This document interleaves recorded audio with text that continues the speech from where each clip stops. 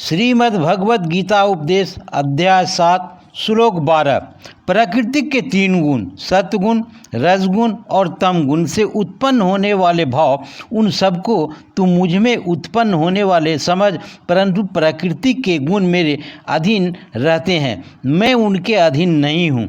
प्रकृति के इन 3 गुणों से उत्पन्न भावों द्वारा संसार के सभी जीव मोहग्रस्त रहते हैं।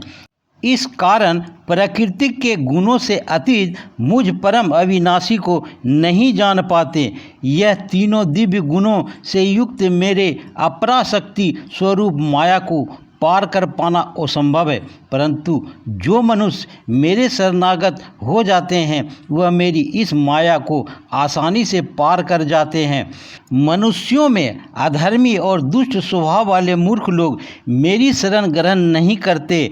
ऐसे नास्तिक स्वभाव धारण करने वालों का ज्ञान मेरी माया द्वारा हर लिया जाता है। हे भरत श्रेष्ठ अर्जुन, 4 प्रकार के उत्तम कर्म करने वाले, आर्थ दुख से निर्वित चाहने वाले, अर्थार्थी, धन संपदा रखने वाले, जिज्ञासु केवल मुझे जानने की इच्छा वाले और ज्ञानी मुझे ज्ञान सहित जानने वाले भक्त मेरा स्मरण करते हैं। इनमें से वह ज्ञानी सर्वश्रेष्ठ हैं जो सदैव अन्यन्य भाव से मेरी शुद्ध भक्ति में स्थित रहता है, क्योंकि ऐसे ज्ञानी भक्त को मैं अत्यंत प्रिय होता हूँ और वह मुझे अत्यंत प्रिय होता है। यद्यपि ये चारों प्रकार के भक्त उदार हृदय वाले हैं, परंतु मेरे मत के अनुसार ज्ञानी भक्त तो साक्षात मेरे ही स्वरूप होता है, क्योंकि वह स्थिर मन बुद्धि वाला ज्ञानी भक्त मुझे अपना सर्वोच्च लक्ष्य जानकर मुझ में ही स्थित रहता है। अनेकों जन्मों के बाद अपने अंतिम जन्म में ज्ञानी मेरी शरण ग्रहण करता है। उसके लिए सभी के हृदय में स्थित सब कुछ मैं ही हूँ, ऐसा महात्मा अत्यंत दुर्लभ होता है।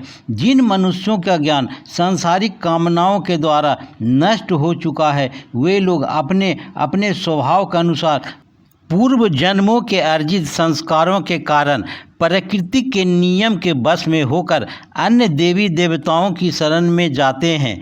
जैसे ही कोई भक्त जिन देवी देवताओं के स्वरूप को श्रद्धा से पूजने की इच्छा करता है, मैं उसकी श्रद्धा को उन्हीं देवी देवताओं के प्रति स्थिर कर देता हूँ। वह भक्त सांसारिक सुख की कामनाओं से श्रद्धा से युक्त होकर उन देवी देवताओं की पूजा आराधना करता है और उसकी वह कामनाएं पूर्ण भी होती है, किंतु वास्तव में यह सभी इच्छाएं मेरे द्वारा ही पूरी की जाती है। परंतु उन अल्प बुद्धि वालों को प्राप्त हुआ फल क्षणिक होता है और भोगने के बाद समाप्त हो जाता है। देवताओं को पूजने वाले देवलोक को प्राप्त होते हैं, किंतु मेरे भक्त अंततः मेरे परम धाम को ही प्राप्त होते हैं। बुद्धिहीन मनुष्य मुझ अप्रकट परमात्मा को मनुष्य की तरह जन्म लेने वाला समझते हैं, इसलिए वह मेरे सर्वश्रेष्ठ अविनाशी स्वरूप के परम प्रभाव को नहीं समझ पाते हैं। मैं सभी के लिए प्रकट नहीं हूँ, क्योंकि मैं अपनी अतरंगा शक्ति योग माया द्वारा आच्छादित रहता हूँ। इसलिए यह मूर्ख मनुष्य मुझ जन्मा अविनाशी परमात्मा को नहीं समझ पाते। हे अर्जुन, मैं भूतकाल में, वर्तमान में और भविष्य में जन्म मृत्यु को प्राप्त होने वाला सभी प्राणियों को जानता हूँ, परंतु मुझे कोई नहीं जानता।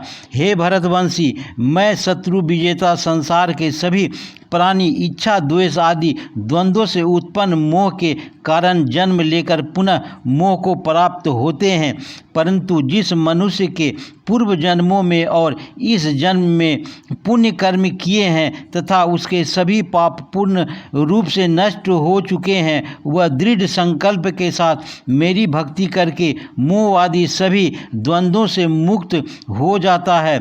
जो मनुष्य मेरे शरण होकर वृद्धावस्था और मृत्यु से मुक्ति पाने की इच्छा करता है, ऐसे मनुष्य उस ब्रह्म को, परमात्मा को और उसके सभी कर्मों को पूरी तरह से जानता है।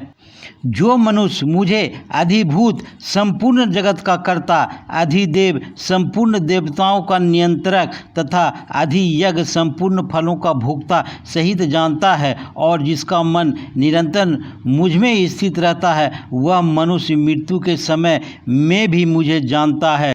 इस प्रकार उपनिषद, ब्रह्म विद्या तथा योग शास्त्र स्वरूप श्रीमद् भगवद गीता में श्री कृष्ण तथा अर्जुन के संवाद में भगवत ज्ञान योग नाम का 7वां अध्याय संपूर्ण हुआ। आशा करता हूँ ये ज्ञानवर्धक गीता उपदेश आपको अच्छे लगे होंगे। आपने वीडियो देखा इसके लिए बहुत बहुत शुक्रिया, धन्यवाद।